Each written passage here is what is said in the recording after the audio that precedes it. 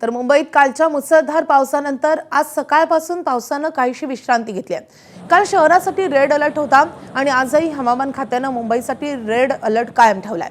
दक्षिण मुंबईमध्ये आकाशात काळे ढग दाटलेले आहेत, समुद्र खवळलेला आहे। याचा आढावा घेतलेला आहे आमच्या प्रतिनिधींनी, आपण पाहूयात। मुंबईमध्ये कालच्या मुसळधार पावसानंतर आज कुठेतरी पावसाने मुंबईमध्ये विश्रांती घेतली आहे।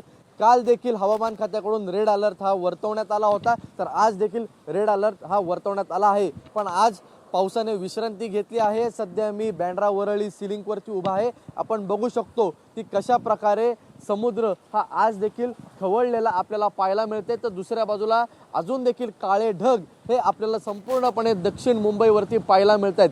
तर दुसऱ्या बाजूला धुक्याची चादर देखील आपल्याला पाहायला मिळते आणि त्याच्या मागे कुठेतरी हाय राईज टॉवर हे लपलेले आहेत। त्यामुळे आज महानगरपालिकेकडून कुठेतरी नागरिकांना आवाहन करण्यात आलं आहे की गरज असेल तरच घराबाहेर पडा, अन्यथा बाहेर पडू नका। त्यासोबत मुंबई महानगरपालिकेच्या डिझास्टर मॅनेजमेंट रूम मधून देखील आज संपूर्ण मुंबईवरती लक्ष ठेवण्यात येत आहे। पश्चिम उपनगर असेल, पूर्व उपनगर असेल किंवा दक्षिण मुंबई असेल, अशा संपूर्ण मुंबईमध्ये सद्यस्थितीत पावसाने विश्रांती घेतली आहे। पण आज देखील रेड अलर्ट हा वर्तवण्यात आला आहे, त्यामुळे मुसळधार पाऊस आता सुरुवात होतो की नाही हे बघणं महत्त्वाचं राहील। कॅमेरामन धर्मेंद्र पांडेसह ईशान देशमुख, एबीपी माझा, मुंबई। एबीपी माझा, उघडा डोळे बघा नीट।